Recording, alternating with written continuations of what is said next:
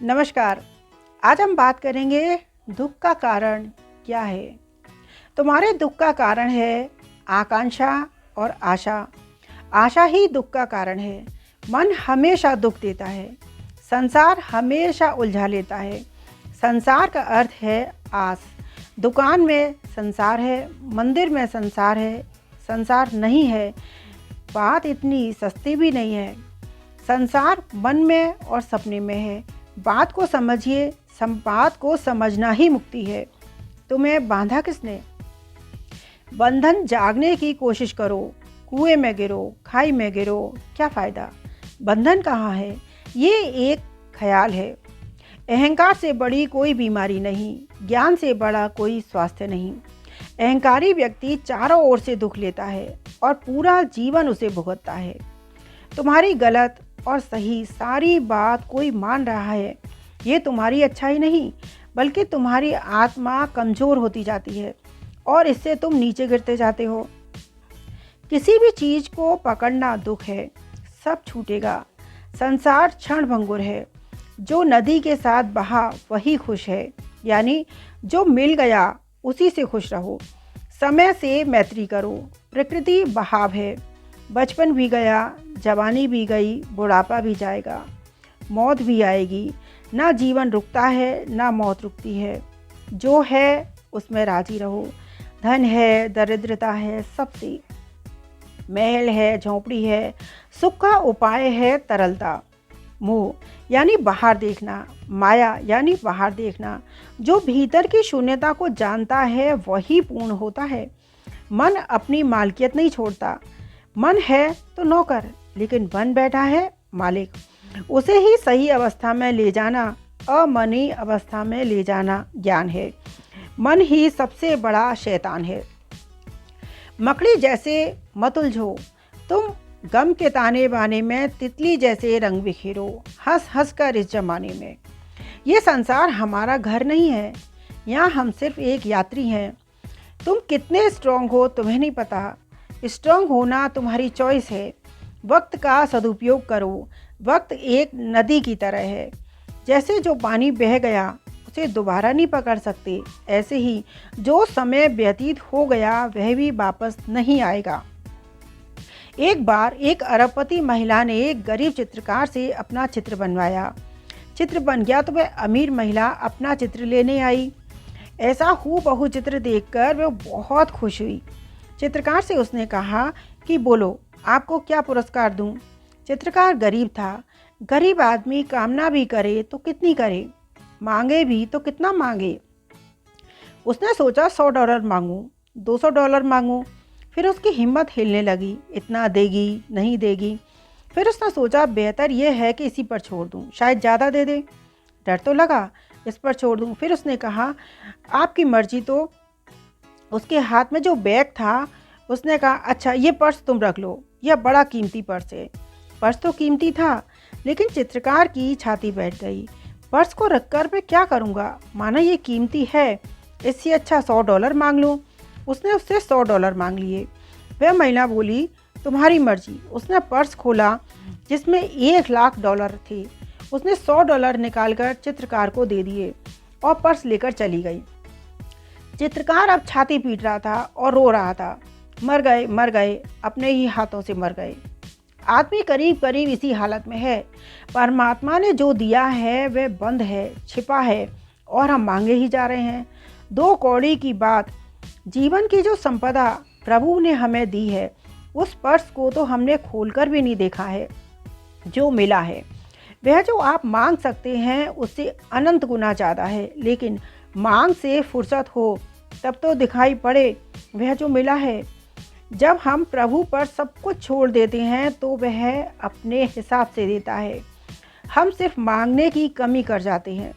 देने वाले तो पता नहीं क्या देना चाहता है। भगवान बहुत देता है, लेकिन हम झोली छोटी कर लेते हैं। नीयत और सोच अच्छी होनी चाहिए। बातें तो हर कोई अच्छी कर लेता है। तुम अपने जीवन के कुम्हार खुद ही हो। कोई भी हमें ना बना सकता है ना बिगाड़ सकता है। कठिन परिस्थिति में कभी ना घबराएं।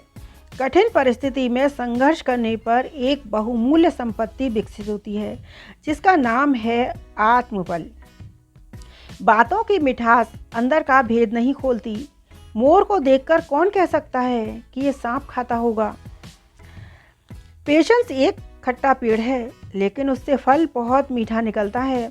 जिंदगी कुल्फी की तरह है, टेस्ट करो या वेस्ट करो, पिघल तो रही है, इसलिए टेस्ट करना सीखो, वेस्ट तो वो वैसी हो रही है। एक बात हमेशा याद रखो, हिम्मत से हारना और हिम्मत कभी मत हारना। 3 चीज़ तुम कभी नहीं बदल सकते। शब्द तुम्हारे मुंह से निकला, वो क्षण बीत गया, जो वक्त बीत गया, इनको संभाल कर रखो। जो बर्दाश्त ना कर सको ऐसा दोस्त कैसा, और जो समझ ना पाया वो रिश्ता कैसा। यदि तुम्हारी सोच पॉजिटिव है तो तुम हर परिस्थिति में अपॉर्चुनिटी खुद ढूंढ लोगे। ज़िंदगी में ऊंचा उठने के लिए अंदर से अहंकार निकालकर खुद को हल्का करिए, क्योंकि ऊंचा वही उठता है जो हल्का होता है। एक गुरुकुल में बहुत सारे बच्चे पढ़ा करते थे। इनमें से 2 बच्चों में गहरी दोस्ती थी। ये दोनों ही बच्चे गुरुकुल के सबसे होशियार बच्चे थे।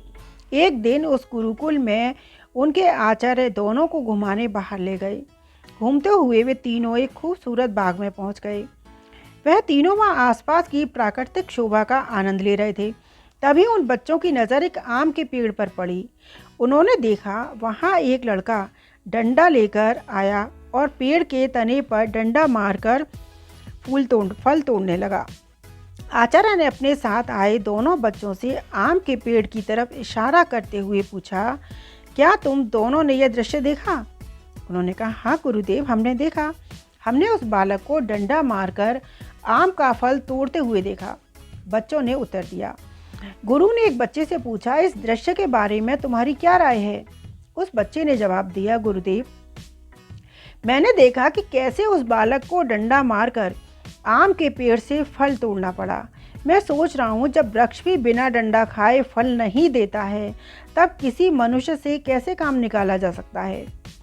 यह दृश्य बता रहा कि दुनिया राजी खुशी नहीं मानने वाली है। यहाँ दबाव डालकर ही समाज या लोगों से कोई काम निकाला जा सकता है। गुरु ने अब दूसरे बच्चे से पूछा, तुमने भी डंडा मारकर फल तोड़ने वाला यह दृश्य देखा? तो तुम्हारी क्या राय है? दूसरा बच्चा बोला, मुझे लग रहा है जिस प्रकार आम का पेड़ डंडे खाकर भी उस बालक को मधुर आम दे रहा है, उसी प्रकार व्यक्ति को भी स्वयं दुख सहकर दूसरों को हमेशा खुश देना चाहिए।